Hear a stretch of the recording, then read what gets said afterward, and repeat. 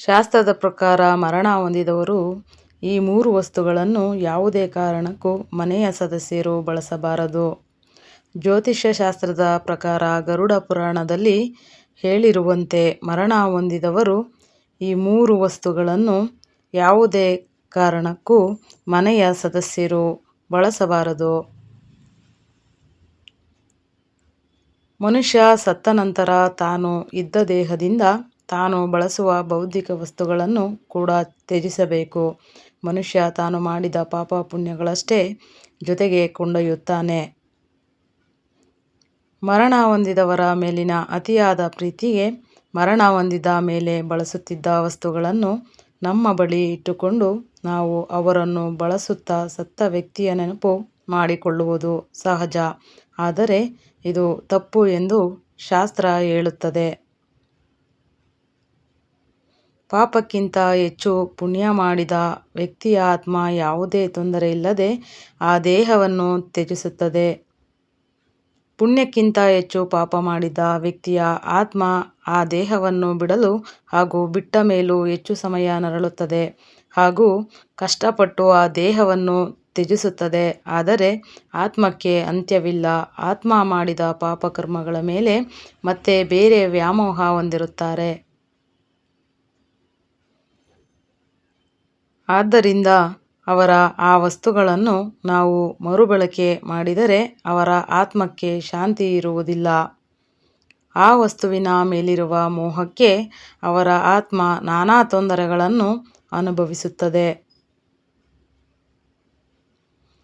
ಸತ್ತು ಹೋದವರ ಫೋಟೋವನ್ನು ಎಷ್ಟೋ ಜನ ತಮ್ಮ ಮನೆಯ ದೇವರ ಕೋಣೆಯಲ್ಲಿ ಇಟ್ಟುಕೊಂಡಿರುತ್ತಾರೆ. ಹೀಗೆ ಮಾಡಬಾರದು. ದೇವರ ಪಕ್ಕ ಸತ್ತು ಹೋದವರು ಫೋಟೋ ಇಟ್ಟರೆ ಆ ಮನೆಗೆ ಕುಲದೇವರು, ಮನೆದೇವರ, ಇಷ್ಟದೇವರು ಅನುಗ್ರಹ ದೊರೆಯುವುದಿಲ್ಲ. ಹಾಗೆ ಬದುಕಿದ್ದವರ ಜೊತೆ ಮರಣಿಸಿದವರ ಫೋಟೋವನ್ನು ಕೂಡ ಇಡಬಾರದು. ಅವರ ಆಯಸ್ಸು ಕ್ಷೀಣಿಸುತ್ತದೆ. ಇದರಿಂದ ಮನೆಯಲ್ಲಿ ನೆಗೆಟಿವ್ ಶಕ್ತಿ ಹೆಚ್ಚುತ್ತದೆ. ಸತ್ತವರ ಫೋಟೋ ಮನೆಯಲ್ಲಿ ಎಲ್ಲೆಂದರಲ್ಲಿ ಇಟ್ಟರೆ ಕುಟುಂಬದ ಸದಸ್ಯರ ಆರೋಗ್ಯ ಸದಾ ಹದಗೆಡುತ್ತದೆ. ಮರಣಿಸಿದವರ ಫೋಟೋವನ್ನು ಯಾವಾಗಲೂ ದಕ್ಷಿಣ ದಿಕ್ಕಿಗೆ ಹಾಕಬೇಕು ಹಾಗೂ ಆ ಫೋಟೋ ಉತ್ತರ ದಿಕ್ಕಿಗೆ ನೋಡುವಂತೆ ದಕ್ಷಿಣದ ಗೋಡೆಗೆ ತಗಲಾಕಬೇಕು. ಸತ್ತವರ ಫೋಟೋವನ್ನು ಮನೆಯಲ್ಲಿ ಇರಬೇಕೆಂದರೆ ಮೊದಲು ಈ ವಿಷಯಗಳನ್ನು ನೆನಪಿಟ್ಟುಕೊಳ್ಳಿ. ಸತ್ತವರ ಫೋಟೋವನ್ನು ಅಳುವಂತೆ, ಕೋಪಿಸಿಕೊಳ್ಳುವಂತೆ ರಾಜ್ಯದಲ್ಲಿ ಇರಬಾರದು. ಸಮಾಧಾನದಿಂದ, ಸಂತೋಷದಿಂದ ಅವರು ನಮ್ಮನ್ನು ನೋಡುವ ಹಾಗೆ ಇರಬೇಕು. ಕೋಪದಲ್ಲಿರುವ ಪೂರ್ವಿಕರ ಫೋಟೋ ಮನೆಯಲ್ಲಿದ್ದರೆ ಅದು ನಮ್ಮ ಮನಸ್ಸಿಗೆ ಭಯವನ್ನುಂಟು ಮಾಡುತ್ತದೆ. ಹಾಗೂ ಪೂರ್ವಿಕರ ಫೋಟೋ ಮುಂದೆ ನಿಂತು ಅಳುವುದು, ಕೋಪ ಮಾಡಿಕೊಳ್ಳುವುದನ್ನು ಸಹ ಮಾಡಬಾರದು. ಇದರಿಂದ ನಮ್ಮ ಪೂರ್ವಿಕರು ಕೂಡ ಹೆಚ್ಚು ಬಾಧೆ ಪಡುತ್ತಾರೆ. ಸತ್ತು ಹೋದವರು ಬಳಸಿದ ಕೈಗಡಿಯಾರವನ್ನು ಎಂದಿಗೂ ಬಳಸಬಾರದು. ಇದರಿಂದ ಅವರ ಶಕ್ತಿ ನೆಗೆಟಿವ್ ಪ್ರಭಾವದಲ್ಲಿ ಹೆಚ್ಚಾಗುತ್ತದೆ. ಮರಣಿಸಿದವರು ಬಳಸಿದ ಆಭರಣಗಳು, ಬಳೆಗಳನ್ನು ಎಂದಿಗೂ ಬಳಸಬಾರದು.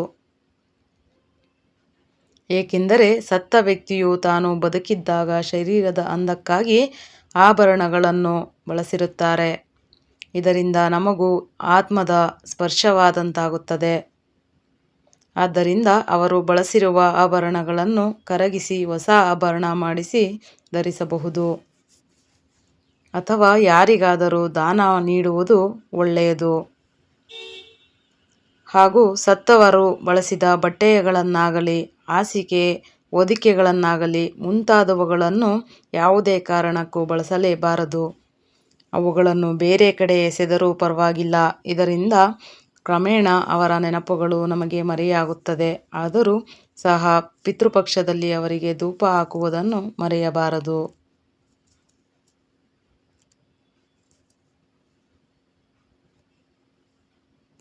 ಈ ವಿಡಿಯೋ ಇಷ್ಟ ಆದರೆ ಲೈಕ್ ಶೇರ್ ಕಮೆಂಟ್ ಸಬ್ಸ್ಕ್ರೈಬ್ ಮಾಡಿ. ನಮಸ್ತೆ.